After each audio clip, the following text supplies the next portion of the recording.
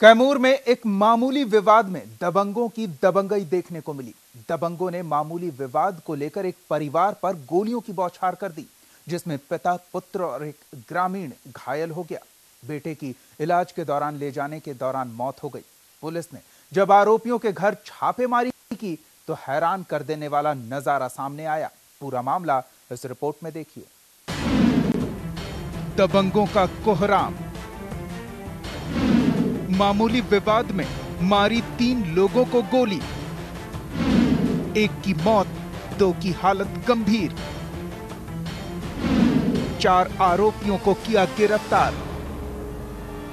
कैमूर जिले के भभुआ प्रखंड क्षेत्र के खनाव गांव में गुरुवार की देर शाम 7 बजे नाली के पानी के विवाद को लेकर 2 पक्ष आपस में भिड़ गए, जिसमें बहस होते हुए बात इतनी बढ़ गई कि एक पक्ष के दबंगों ने बंदूक निकालकर ताबड़तोड़ गोलियां बरसानी शुरू कर दी, जिसमें दूसरे पक्ष के पिता, पुत्र और एक ग्रामीण सहित 3 लोगों को गोली लगी, जिन्हें चैनपुर प्राथमिक स्वास्थ्य केंद्र में इलाज के लिए भर्ती कराया गया।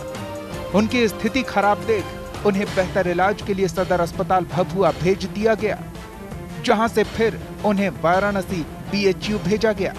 इलाज के लिए वाराणसी जाने के दौरान बेटे बराती पांडे की रास्ते में ही मौत हो गई, जबकि 2 लोगों की स्थिति नाजुक बनी हुई है। कुछ दिन पहले सर ये अपने भाई को गोली मार करके और बगेदू मियाँ को गोली मार करके और ये लोग अशोक पांडे को और राधेश्याम पांडे को मतलब अन्य आदमी को, इनके पूरे परिवार को फंसाया गया है। ये सब गलत है। इसके घर में मिनी फैक्ट्री 2 बार पकड़ाई गई है। पुलिस के सामने 3 आतंकवादी भाग गए। हम लोग दौड़े लेकिन पुलिस नहीं दौड़ी वहाँ पे। कहता 3 लोग थे क्या उस समय उनके घर में? उनके सामने 3 लोग भाग गए। क्या बाहरी आदमी थे? तीनों बाहरी थे और 2 मियाँ मुस्लिम लोग थे और 2 बाहरी पकड़ा गया वहाँ पे। एक पकड़ा गया लेकिन एक हम लोग को पकड़ने के बाद पुलिस वहाँ पे धावा बोली, लेकिन 2-3 आतंकवादी उन लोगों के सामने भागा और पुलिस कुछ नहीं कर पाई, देखते रह गई। ग्रामीणों का कहना है कि गोली चलाने वाला पक्ष बेहद दबंग है। इससे पहले भी उसके यहाँ मिनी गन फैक्ट्री का पुलिस उद्भेदन कर चुकी है। पहले भी ये परिवार कई संगीन कांडों में संलिप्त रहा है। इस बार नाली के गंदे पानी को लेकर मामूली सा विवाद हुआ था, जिसे लेकर बातचीत हो ही रही थी कि दबंगों के घर से कुछ लोग निकले और ताबड़तोड़ गोलियां चलाने लगे, जिसमें एक पक्ष के 3 लोगों को गोली लगी और एक व्यक्ति की इलाज के लिए बनारस ले जाने के दौरान रास्ते में मौत हो गई। पूरा ये है कि गांव में पानी का जमाव हुआ है। कई बार हम लोगों ने जाकर के आवेदन दिया प्रशासन से। प्रशासन ने कोई बात न समझी, न सोची, न कोई उसका निराकरण किया। परिणाम यह हुआ कि पानी के जमाव को लेकर के कल मुस्लिम संप्रदाय के लोग गाली दे रहे थे। मुस्लिम संप्रदाय के लोग गाली दे रहे थे तो पंडित जी ने मना किया। पंडित जी ने मना किया कि भाई तुम लोग गाली क्यों दे रहे हो।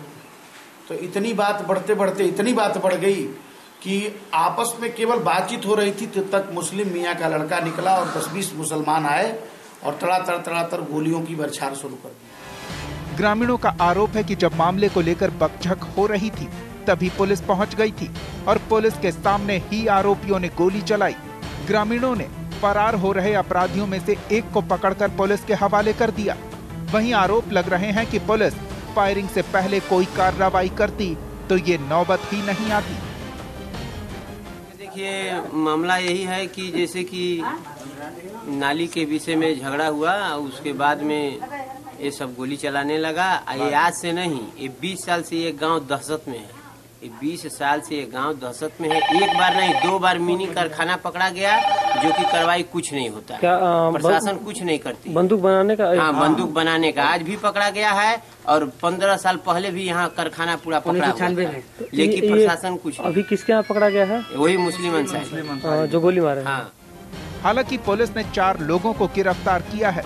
इतना ही नहीं, पुलिस की पड़ताल में आरोपियों के घर से हथियार बनाने का सामान भी बरामद हुआ है।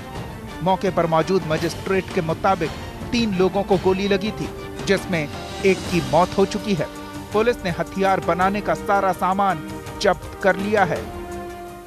मामला वो नाले के पानी बह रहा था, उसी के मामले को लेकर के बाद विवाद बढ़ गया और जो दूसरा पक्ष है वो हथियार से लैस था, तुरंत उसको गोली चला दिया। तो क्या इसमें कितने लोग घायल थे सर?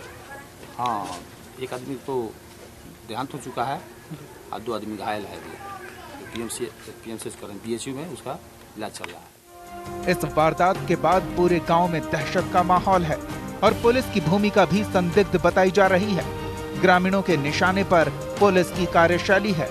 अब देखना होगा कि पुलिस मामले में आगे क्या कार्रवाई करती है। गुनाह के लिए कैमूर से देवव्रत तिवारी की रिपोर्ट।